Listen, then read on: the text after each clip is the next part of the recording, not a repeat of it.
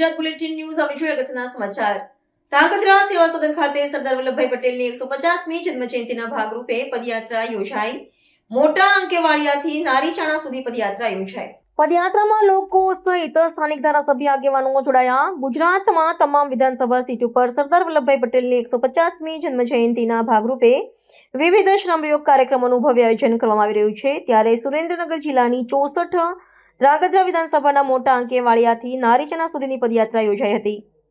આ પદયાત્રામાં નગરજનો, આગેવાનો, વહીવટીતંત્રના અધિકારીઓ, રાજકીય અધિકારીઓ, ધારાસભ્ય, સાંસદ તેમજ હોદ્દેદારો સહિત લોકોને જોડાયા હતા।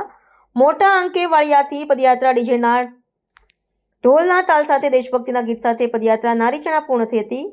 પૂર્ણાવતી કાર્યક્રમમાં જોડાયેલા તમામ પદયાત્રીઓ દ્વારા એક સંકલ્પ કરવામાં આવ્યો હતો। જય સરદારના નાદથી સમગ્ર પ્રાંગણ ગુંજી ઉઠ્યું હતું।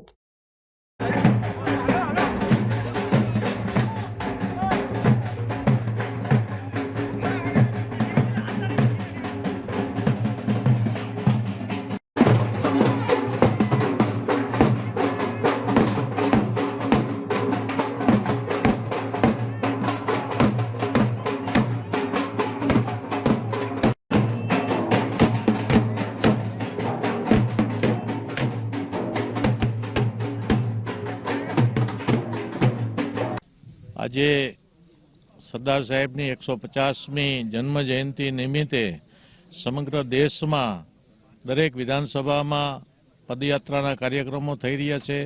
આ ઉપરાંત અન્ય વિવિધ કાર્યક્રમો પણ થઈ રહ્યા છે। ત્યારે આજે સુરેન્દ્રનગર જિલ્લાના ધાંગધ્રા વિધાનસભામાં પણ આ એકતા યાત્રાનો કાર્યક્રમ હતો। મોટા અંકેવાડિયાથી નારીચાણા ગામ સુધીનો આ પદયાત્રાનો કાર્યક્રમ, તેમાં સ્થાનિક ધારાસભ્ય પ્રકાશભાઈ વર્મા સાહેબ અને પ્રદેશના અનુસૂચિત જાતિ મોરચાના પ્રમુખ ગૌતમભાઈ ગેડિયા અને સંગઠનના તમામ પ્રમુખ, આગેવાનો અને ચૂંટાયેલા પ્રતિનિધિઓ અને યુવાનોએ બહુ જ બહોળી સંખ્યામાં ભાગ લીધો। ત્યારે સરદાર સાહેબની આ એકતા યાત્રા, મોદી સાહેબનો આ સમગ્ર વિશ્વને એક સંદેશ કે આખું વિશ્વ એક બનીને રહે અને સરદાર સાહેબે જે એમના જીવનમાં કામો કર્યા છે, કામોને ઉજાગર કરવા માટેના આ કાર્યક્રમમાં અનેક લોકોએ ભાગ લઈ નારીચાણા મુકામે પદયાત્રાનું સમાપન કરવામાં આવ્યું છે। ત્યારે આવા કાર્યક્રમો દ્વારા મોદી સાહેબે જે દેશને સંદેશો આપ્યો છે એ બદલ હું મોદી સાહેબને વંદન કરું છું।